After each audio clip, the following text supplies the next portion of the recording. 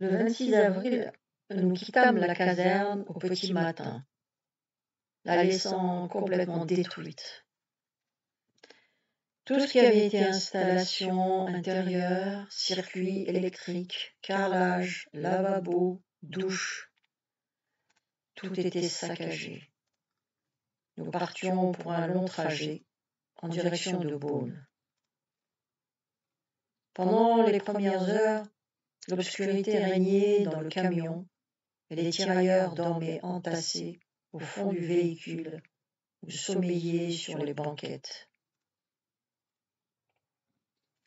Assis à l'arrière, je découvrais peu à peu, à mesure que le jour se levait, des régions que je ne connaissais pas. Partout, dans les villages et les villes traversées, le même spectacle de joie populaire éclatait. Et parfois, en contraste, on remarquait les visages baissés et graves de ceux qui, frappés par la disparition d'un fils, d'un frère ou d'un proche, ne partageaient pas ce bonheur. On imaginait aussi tous les autres, vivant dans l'ombre, restés chez eux, sans espoir. La route traversait d'immenses plaines revêtues de leur verdure printanière et couvertes de fleurs multicolores. Mais de temps en temps, des ruines nombreuses nous rappelaient soudain le visage de la guerre. C'était la première et la dernière fois que je traversais l'Algérie. J'aurais préféré faire ce voyage de nuit pour ne pas voir toutes ces ruines et m'apercevoir que mon pays était atteint d'une maladie incurable. Mais si la plaie se guérissait superficiellement, il resterait toujours une cicatrice le défigurant. Nous entrâmes dans Beaune en fin de journée. En traversant la ville, les habitants, devinant notre destination, nous firent tout au long du parcours des bras d'honneur. On nous installa, ou plutôt on nous entassa comme des bêtes dans un hangar. Nous étions environ 500. Mais la nuit fut relativement calme à cause de la fatigue du voyage. Tout le monde dormait, mêlés les uns aux autres, du capitaine jusqu'au dernier tirailleur. Réveillés de bonne heure, nous bûmes un café aux goûts multiples et bizarres, puis nous nous dirigeâmes vers le port où de longues heures d'attente commencèrent. En fin de matinée, rassemblés par compagnie, nous nous apprêtions à embarquer lorsque soudain un incident éclata, semant la panique dans tout le bataillon. Les soldats algériens, effectuant leur service en France, venaient d'être rapatriés par le bateau que nous devions prendre.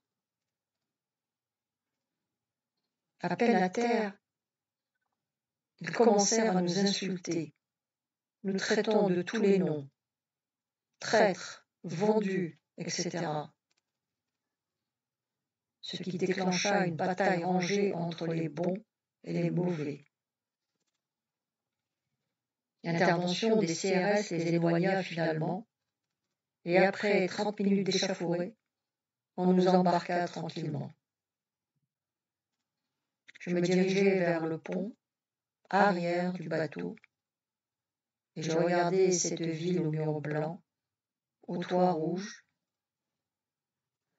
contemplant pour la première fois la mer après avoir tant rêvé d'elle, et des bateaux, ces énormes et étranges machines.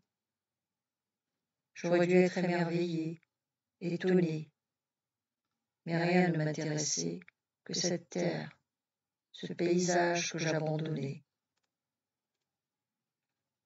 L'après-midi durant, je regardais cette ville et fis le tour de mon passé et de mon avenir. J'avais l'âge des rêves, de l'espoir et des projets.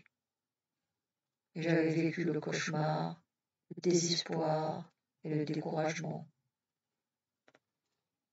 Lorsque ma génération vivait en paix, recevait un enseignement qui l'a développé, j'étais confronté à l'horreur. Et l'on m'apprenait la haine et les armes. Lorsque les enfants de mon âge s'exerçaient à des métiers améliorant le bien-être général, moi, on m'expliquait comment tout détruire et voler ses semblables. Si mes camarades choisissaient selon leurs possibilités, leurs goûts, moi, je supportais des humiliations de toutes sortes, sans que l'on se soucie une seule fois de mes désirs et de mon point de vue. Enfin, pendant cette tranche de vie où tout rêve pouvait être réalisé,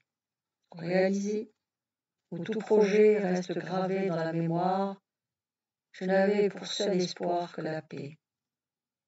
Même celle-ci rétablie, je suis resté douloureusement marqué par ces longues années d'apprentissage. J'avais échoué à l'examen final. Je n'ai jamais accepté de plein gré un tel enseignement.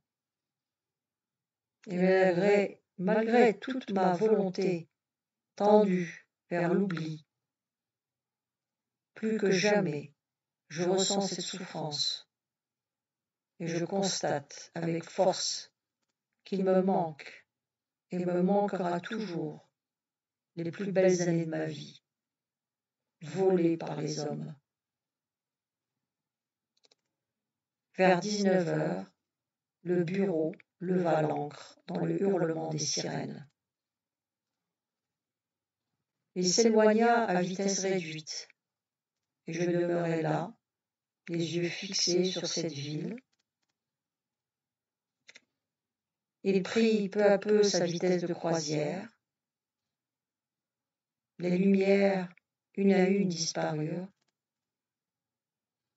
et je m'enfonçai au milieu de la Méditerranée, où mon âme et mon esprit sont restés pour toujours.